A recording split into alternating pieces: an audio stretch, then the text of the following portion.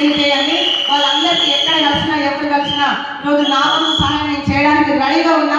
ఎందుకంటే అలాంటి పరిస్థితి ఏ ఆడబిడ్డకి రావద్దు, ఏ కుటుంబానికి రావద్దు. నేను మనస్ఫూర్తిగా సార్ ఈరోజు ఏ చరిత్ర చెప్పుకుంటే నేను వెస్టీ సక్సెస్ తీసుకురాలేదు. నా జీవిత చరిత్ర మాత్రమే చెప్పుకుంటూ టీం తయారు చేస్తున్నా. గురువారం మీటింగ్ మాత్రమే వినిపించుకుంటూ బయటకు వస్తున్నా.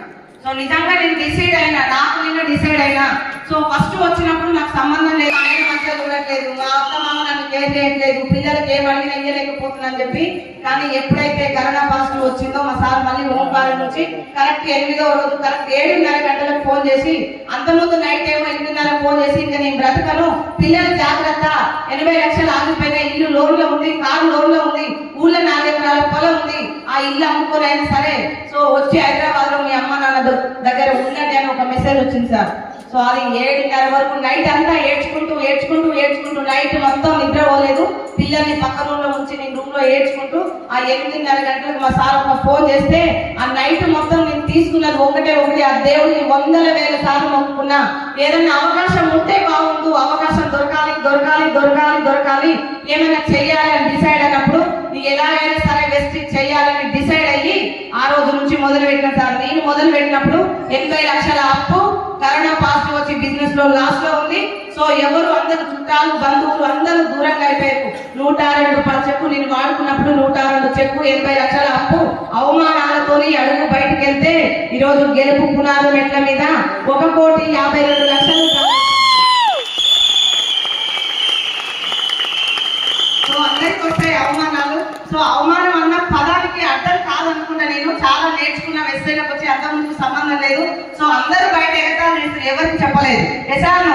కానీ వెస్టేజ్ లో మాత్రం ఎవరికైనా చెప్పగానే వీళ్ళు ఇట్లా అన్నారు, వాళ్ళు ఇట్లా అన్నారు అని చెప్పి మనమే అవమానంగా ఫీల్ అవుతాం. సో నేను కూడా స్టార్టింగ్ నా మైండ్ లో ఒక్కటే విన్నాను.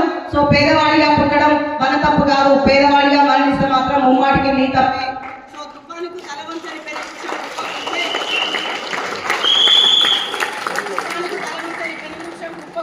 తల వంచిన గడ్డి పొరక తుఫాన్ అనంతరం గర్వంగా తలెత్తుకొని నిలబడుతుంది. సో ఇవన్నీ చిన్న అని నాకు అనిపించింది. కానీ నాకు కావాల్సింది ఒక్క 5,000 కోసం అమ్మ నాన్న దగ్గరికి వెళ్ళాలనిపించలేదు. అత్తమామ 700 అయింది, నేను వచ్చింది 5,000 కోసం. కాబట్టి 5,000 నిజంగా మనసా వాచా కరుణ త్రికరణ శుద్ధిగా టీంతో తయారు చేసుకుంటూ, సో విలువలు పాటించుకుంటూ, అప్పయ్య మాట వినుకుంటూ ఒక డైరెక్టర్ గా వచ్చేసరికి నాకు 5,000 ఇన్కమ్ తోటి నిలబడి కొంచెం టీం తయారైందని చెప్పి టీంని మీటింగ్ లకు తీసుకురావడం. సో 5,000 ఇన్కమ్ 6,000, 8,000, 12,000, 16,000, 18,000, 29,000, 37,000, 39,000, 42,000, 52,000 వచ్చేదాకా మా సార్ పూర్తిగా డివైడ్ వద్దు, ఈ 5-10,000 సరిపోవు, వెస్టేజ్ మనకి వర్కౌట్ కాదు, లక్షలు వస్తేనే సరిపోదా, జెంట్స్ వెళ్తున్నారు. సో మనకి వెళ్ళి తెలిస్తే టీం లీడర్ గా నేను బయటకు వెళ్ళాలి వచ్చింది. నాకు నేర్చుకోవాలని కాదు, ఫస్ట్ టీమ్ లో 200-300 మంది వర్క్ చేసే లీడర్స్ ఉన్నారు. నేను ఢిల్లీకి వెళ్ళినా అని చెప్తే వాళ్ళకి కొంచెం ఇన్స్పైర్ గా ఉంటది. నేను నేర్చుకోవడం కాదు, ఫస్ట్ చూడడం కదా నేను. సో అక్కడికి వెళ్ళిన తర్వాత మేము డిసైడ్ అయ్యాము. సో 26 లక్షల అప్పు తీసుకోవాలని చెప్పి అక్కడ రాసుకున్నాం. అప్పు లేదు, 2023 వచ్చేసరికి ప్రశాంతంగా కారు దొరకాలి, అప్పు తీర్చుకోవాలి. ఎకర భూమి అప్పుల పాలైనప్పుడు కరోనా లాక్డౌన్ లో బిజినెస్ లాస్ లో ఉంది కాబట్టి ఇక్కడ భూమి అమ్ముకోవాల్సి వచ్చింది.